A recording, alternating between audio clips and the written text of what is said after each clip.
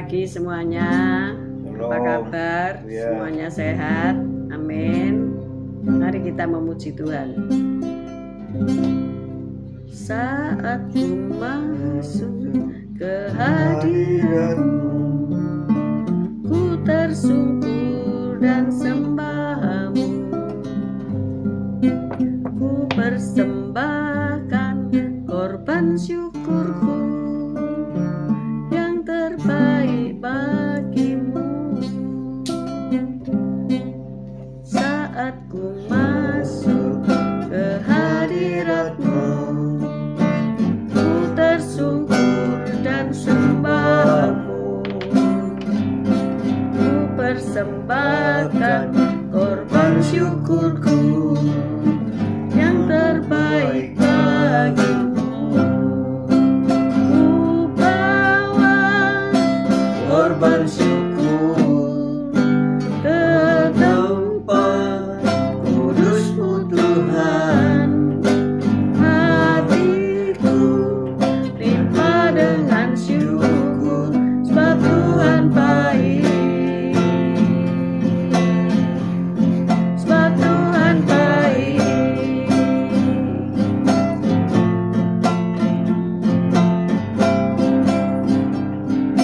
Saat ku masuk ke hadirat-Mu, ku tersungkur dan sembah-Mu. Ku persembahkan korban syukurku yang terbaik bagimu. Ku bawa korban syukur ke tempat kudus-Mu Tuhan. Hatiku limpah dengan syukur, sebab Tuhan baik. Sebab Tuhan baik. Sebab Tuhan bawa korban syukur ke tempat kudus-Mu Tuhan. Hatiku limpah dengan syukur, sebab Tuhan baik. Oh, sebab Tuhan baik.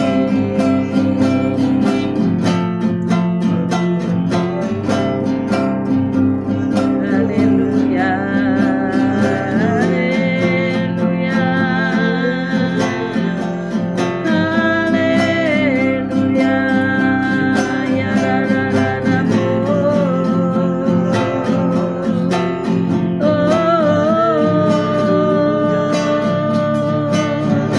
Haleluya, haleluya, ya ra-ra-ra-ma-se. Haleluya, haleluya.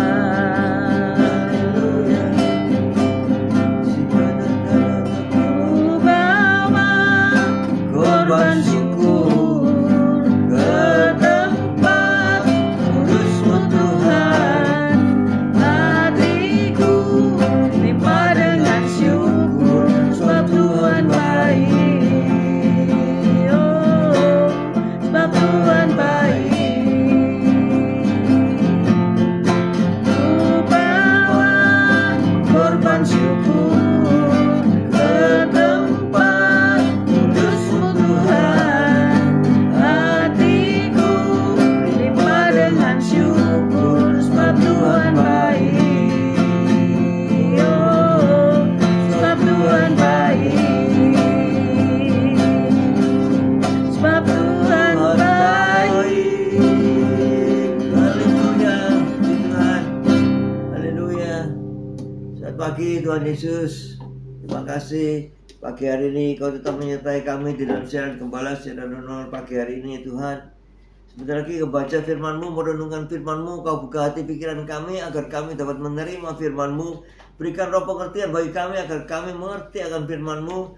Dan Kau berikan iman yang kuat bagi kami agar kami dapat melakukan firman-Mu di dalam kehidupan kami ya Tuhan Yesus.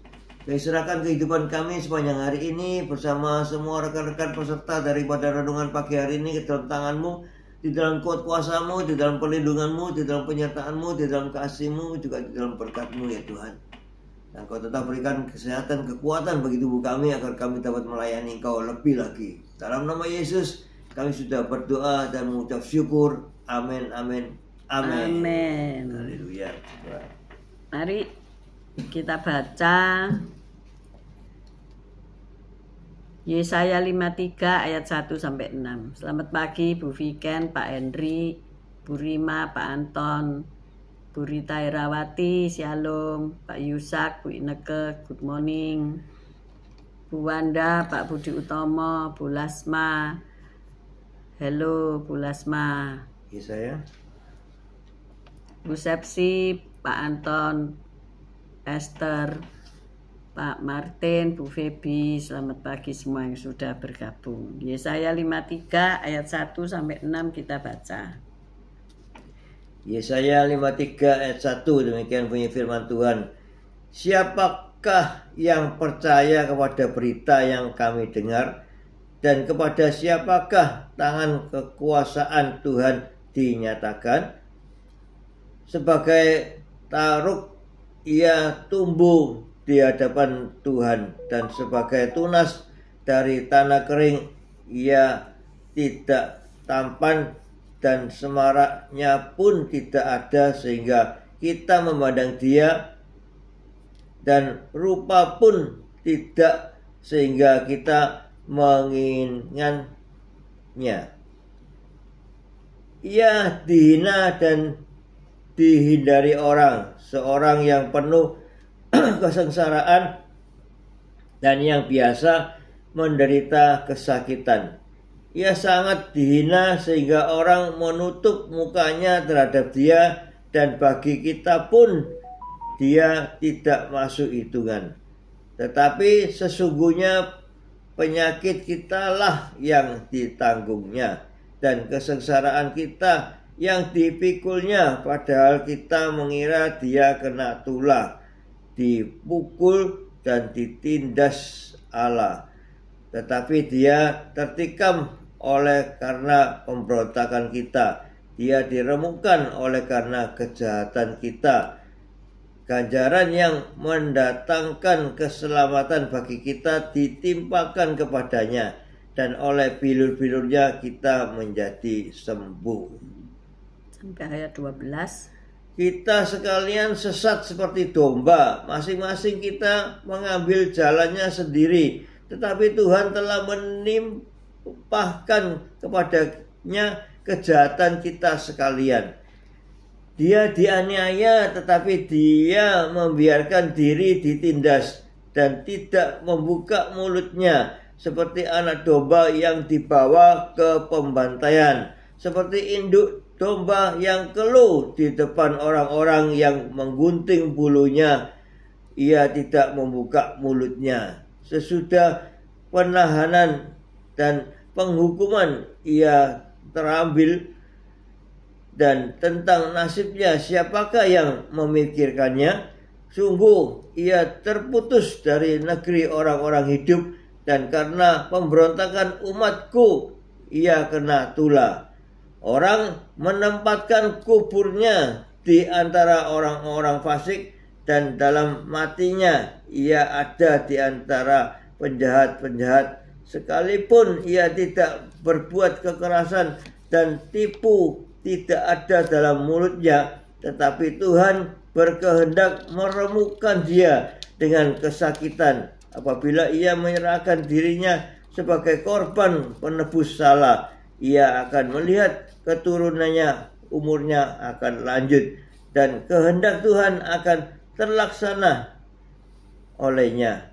Sesudah kesusahan jiwanya, ia akan melihat terang dan menjadi puas, dan hambaku itu sebagai orang yang benar akan membenarkan banyak orang oleh hikmatnya, dan kejahatan mereka dia pikul.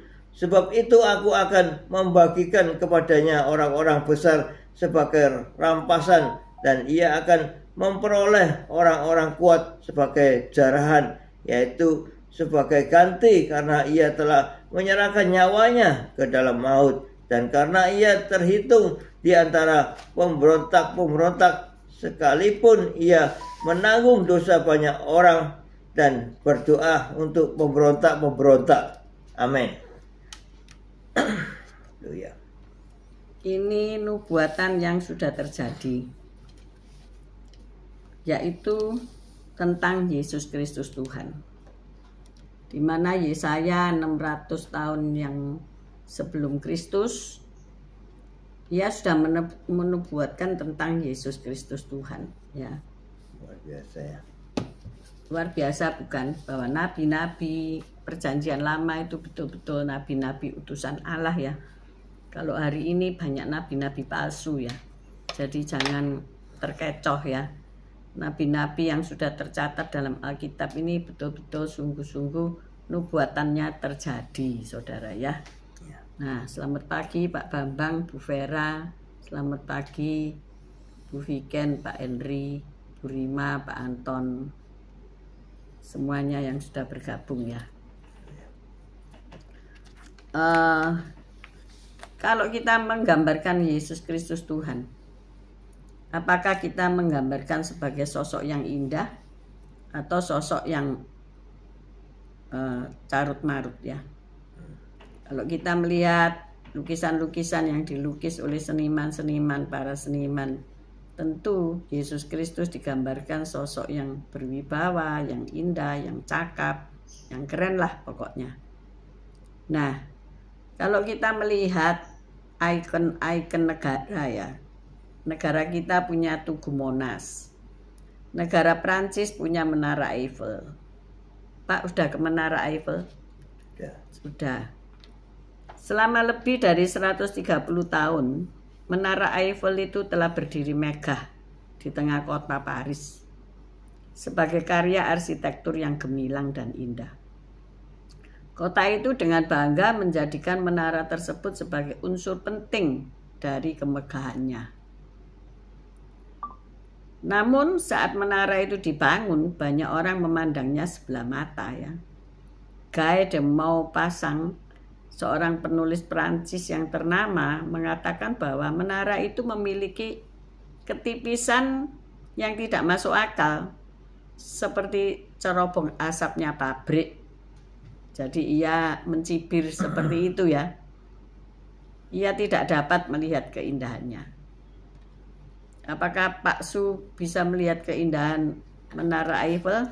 Menara Eiffel kalau dilihat dari jauh memang indah, tapi kalau kita masuk ke dalamnya tidak ada apa-apanya, cuma besi-besi toh. Ya, tetapi ia harus dipandang dari sudut pandang yang mana. Ya, dari sudut pandang penciptanya ya tentu indah ya. Iya. Dan pada era itu 130 tahun yang lalu tidak mudah untuk mendirikan menara itu ya. Bisa merangkai itu begitu luar biasa. Luar biasa, kokoh dan tidak sampai ambruk ya loh. Ya, iyalah. Perlu teknik. Tidak sampai rubuh ya. Iya, sudah sampai puncak kalau rubuh-rubuh gitu. Dan di puncaknya ada restoran yang berputar ya. Sehingga dapat melihat penataan tata letak seluruh kota dan sangat indah sekali. Tapi kita mungkin orang-orang yang mencibir dulu tidak mengerti maksud dan tujuan arsiteknya ya. Nah, demikian juga kita yang mengasihi Yesus Kristus telah mempercayai Yesus Kristus sebagai juru selamat. Tentu menganggap Yesus Kristus sebagai sosok yang indah, yang gagah, yang luar biasa. Karena apa? Dirinya dan apa yang telah dilakukannya bagi kita semua ya. Dia adalah juru selamat. Tetapi Nabi Yesaya dalam nubuatannya menuliskan kata-kata yang demikian. Silakan Pak Su baca yang ayat kedua.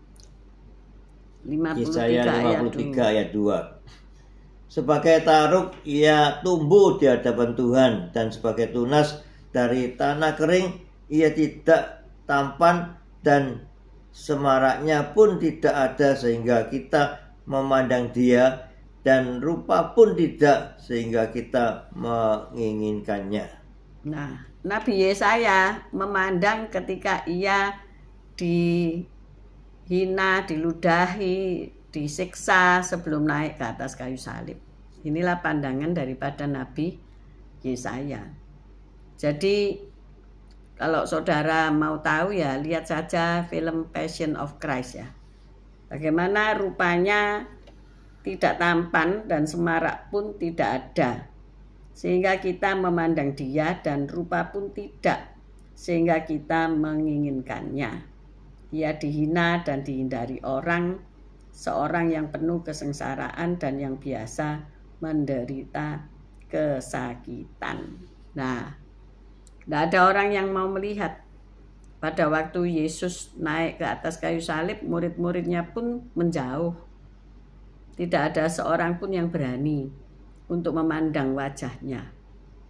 Namun, keagungan tak terkira dari apa yang telah dia lakukan bagi kita itu merupakan bentuk keindahan yang paling sejati dan yang murni yang pernah dilihat, dikenal, dan dialami manusia. Sebab apa? Silakan Pak Gem baca ayat 4. Yesaya 53 ayat 4. Tetapi sesungguhnya penyakit kitalah yang ditanggungnya dan kesengsaraan kita yang dipikulnya. Padahal kita mengira dia kena tulah, dipukul dan ditindas Allah. Sampai ayat 5, silakan. Tetapi dia tertikam oleh karena pemberontakan kita. Dia diremukkan oleh karena kejahatan kita. Ganjaran yang mendatangkan keselamatan bagi kita ditimpakan kepadanya, dan oleh bilur-bilurnya kita menjadi sembuh. Amin. Nah, bagaimana jika saat itu Anda ada di sana? Kalau kita melihat peristiwa penyaliban itu filmnya ya, karena kita nggak di sana waktu itu. Tentu kita akan menangis, sedih, dan merasa bahwa loh, dia itu seperti itu karena kita ya. Kalau kita melihat filmnya bagaimana ibunya Maria mengelap atau membasuh luka-lukanya ya, wajahnya, menggendong dia, sampai ada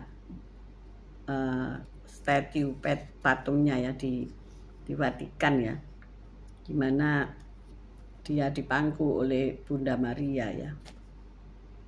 Bagaimana kesakitannya, kesengsaraannya itu semua karena kita, bukan karena kejahatan yang dia lakukan, sebab dia tidak berdosa, dan kesalahan kita, dosa-dosa kita lah yang dipikulnya, yang ditanggungnya. Bahkan ketika kita sakit, oleh bilur-bilurnya kita semua menjadi sembuh. Amin. Saat ini kalau ada yang menderita sakit, entah itu sakit ringan ataupun sakit berat, pokoknya sakit, percayalah, penyakit kita itu sudah ditanggung oleh Yesus Kristus Tuhan di atas kayu salib.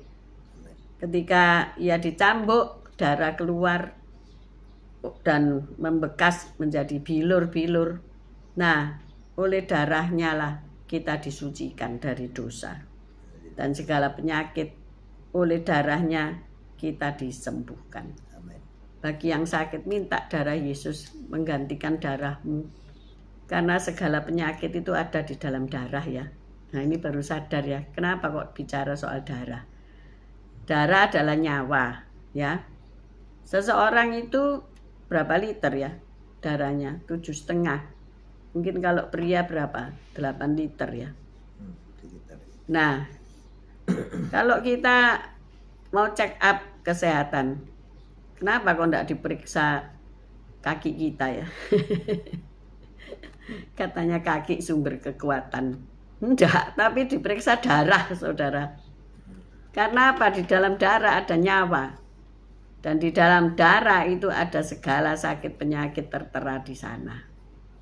Jadi hari ini minta transfusi darah Yesus. Amin. Amin. Mata iman kita tertuju kepada pengorbanan Kristus di atas kayu salib, dan sadar bahwa darah Yesus itu sudah menebus kita dari segala dosa kita.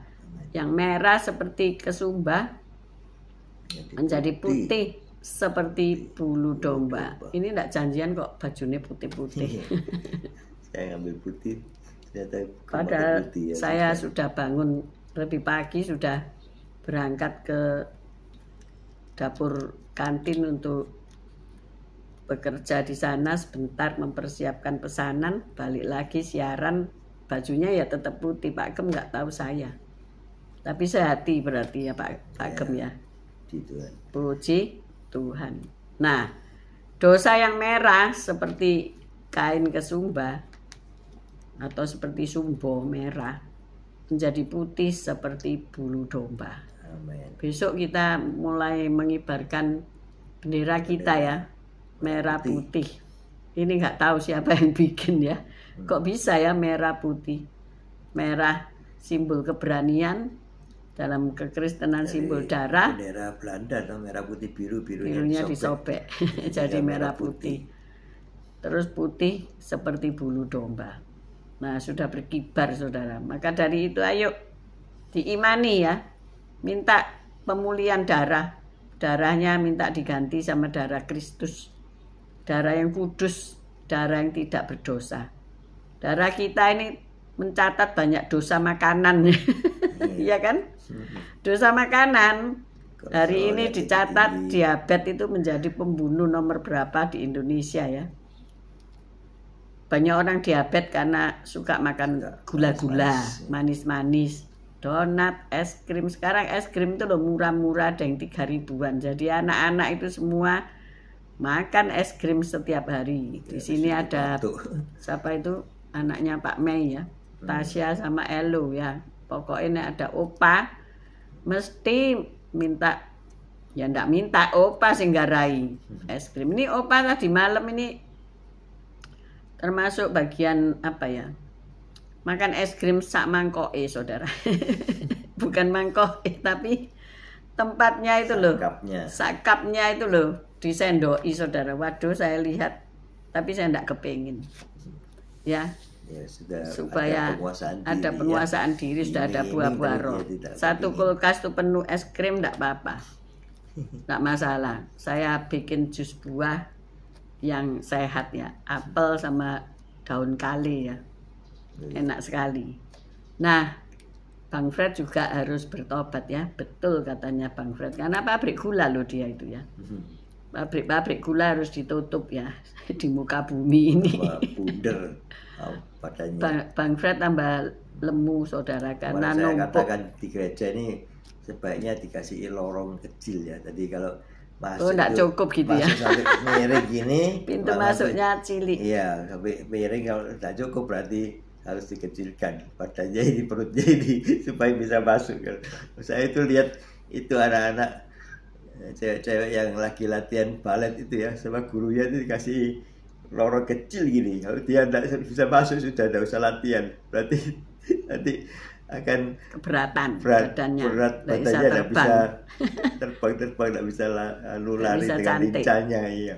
Nah itulah saudara mengenai darah ya. Iya. Di dalam darah ini ada nyawa, tapi juga ada sakit penyakit di dalamnya ya. Sampai akhirnya dipasang stent, sampai akhirnya cuci darah dan sebagainya. Itu karena apa? Ya sakit itu tadi, masuknya dosa melalui mulut ya. Tidak ditakar makanannya sak karpet dewi ya. Seperti Pak Elias biar diet. Iyalah, Pak Elias itu bawa bom panci, tahu bom panci. Tidak diledak-ledakkan gitu ya. Perutnya gendut itu loh. Kalau kita ngatain itu bawa gendong bom panci gitu ya. Memang ini masalah ya, ketika negara menjadi merdeka, menjadi dipenuhi gizinya, terus overdosis ya. Donat itu murah ya, ada yang 3.000-an, 2.500, dan dijualnya di perempatan-perempatan jalan ya kalau di Sidoarjo itu. Lah itu kan ngiming-ngiming kita. Ngiming-ngimingi itu ya. Padahal Amerika sudah diberi warning ya tentang obesitas gitu. Lah negara kita belum mewarning obesitas, tapi ya mungkin sudah, aku nggak tahu, mungkin di kelurahan. Tapi yang jualan tetap aja berdiri dan menawarkan yang manis-manis. Nah ini dosa melalui mulut, melalui makanan. Tuhan ngomong secukupnya. Kalau kepengen ya satu cuil lagi ya. Kalau saya makan roti itu satu tak bagi 4, saya 1/4 aja. Saya yang 3/4. Dia yang 3/4. Minum dulu ya. Tapi aneh ya, memang karena mungkin nggak ngerti ya, dia kalau minum manis pun ya nggak masalah gitu ya. Tetapi saya kalau sedikit manis saja sudah bermasalah. Nah ini kan macam-macam manusia ini, dari struktur tubuhnya, struktur pola makannya dari bayi, semuanya itu akan membekas kepada kita semua ketika kita masa tua ya. Juga ya keturunan ya. Jadi jangan merasa oh aku nggak popo, oh aku sih enom, oh aku ya, itu tabunganmu nanti. Jadi hari ini ayo kita belajar di dalam doa Bapa kami itu ya. Bapa kami yang ada di surga, gimana Pak Gem terusnya? Datanglah kerajaanmu, jadilah kehendakmu di bumi seperti di surga. Berilah pada hari ini makanan kami yang secukupnya. Nah itu secukupnya. Kita ganti ya sebanyak-banyaknya. Gak boleh diganti sak tuwuk-tuwuke sak warek-warke. Orang Jepang ngomong begini, berhenti makan sebelum kenyang. Terlalu kenyang tidak baik ya saudara. Jadi jangan banyak-banyak ditaki, itu ditakar. Nah, kita tidak akan pernah mengenal sosok seindah dan seagung Kristus yang telah menderita bagi kita di kayu salib, yang menanggung pada dirinya hukuman yang luar biasa yang tak terkatakan akibat oleh dosa-dosa kita. Ayo kita kagumi sosok Yesus Kristus sebagai juru selamat, sebagai pemulih daripada kesehatan kami, jiwa kami, dan tubuh kami. Amin. Mari kita berdoa. Haleluya. Terima kasih Tuhan Yesus atas firman yang kita baca pagi hari ini di dalam Yesaya 53. Ya Tuhan, terima kasih kalau Engkau sudah menanggung segala dosa kami di atas kayu salib, sehingga Engkau telah mengampuni semua dosa-dosa kami, menghapus dosa-dosa kami, sehingga kami bisa hidup ini damai sejahtera semua karena Engkau ya Tuhan Yesus. Engkau menanggung semua kesalahan kita, dosa kita di atas kayu salib. Terima kasih Tuhan Yesus. Terima kasih Kau sudah menanggungnya. Kau yang menderita, Kau yang didera. Luar biasa Tuhan. Sebenarnya kami yang harus dihukum. Kami yang harus naik ke salib karena semua kesalahan kita, dosa-dosa kita. Tapi Engkau telah gantikan kami di atas kayu salib. Kau telah menanggung semua dosa-dosa kami. Terima kasih Tuhan Yesus. Terima kasih Tuhan. Oleh belu-belunya kita sudah menjadi sembuh. Amin. Amin. Bapak, kami mengucap syukur, terima kasih. Kami berdoa supaya kami dapat menghargai Yesus Kristus Tuhan di tempat yang tertinggi di dalam kehidupan kita semuanya. Bila ada yang masih ragu-ragu, belum percaya kepadanya sebagai juru selamat, baiklah Engkau membuka hatimu dan mempersilahkan Yesus masuk di dalam hidupmu untuk mengubahkan segala dosamu, diampuni dan dipulihkan kehidupanmu. Sehingga pada hari-hari selanjutnya Engkau melihat karya-karya Tuhan dalam hidupmu yang sungguh luar biasa. Hamba berdoa bagi semua yang sedang sakit, Tante Kin, adiknya Ibu Pendeta Rebeka Sirait, dan juga orang-orang lain yang mengikuti renungan ini ketika akan menjalani kemoterapi, ketika akan menjalani proses penghilangan kanker di dalam tubuhnya. Tuhan, beri mereka kekuatan dan pulihkan, karena oleh bilur-bilur-Mu mereka sudah disembuhkan. Amin. Terima kasih Tuhan, karena Engkau baik, sungguh amat baik. Jika di antara kami ada yang menderita asma, menderita sakit jantung, Tuhan, Engkau memulihkan, memberikan organ-organ tubuh yang baru. Juga ada yang sakit rohani, sakit jiwani, Tuhan tolong juga. Sehingga mereka dapat menikmati hidup yang terbatas yang Engkau beri selama di bumi ini. Untuk akhirnya menikmati kekekalan bersama Tuhan di surga. Terima kasih Tuhan Yesus, kami serahkan rekan-rekan kami dan hidup kami semuanya hanya ke dalam tangan kasih-Mu. Haleluya. Tuhan memberkati engkau, Tuhan melindungi engkau, Tuhan menyinari engkau dengan wajahnya dan memberikan engkau kasih karunia. Tuhan menghadapkan wajahnya kepadamu dan memberikan engkau damai sejahtera. Terimalah berkat dari Allah Bapa, Putra, dan Roh Kudus, berkat kasih, sukacita, damai sejahtera mulai pagi hari ini sampai Maranatha Tuhan Yesus datang untuk kedua kalinya, bahkan sampai selama-lamanya. Mari yang sudah menerima berkat Tuhan katakan bersama, amin, amin, amin. Haleluya, Tuhan. Tuhan Yesus memberkati. Haleluya. Baik yang nanti siang, nanti malam bergabung di channel ini. God bless you all. Thank you. Bye-bye. Haleluya.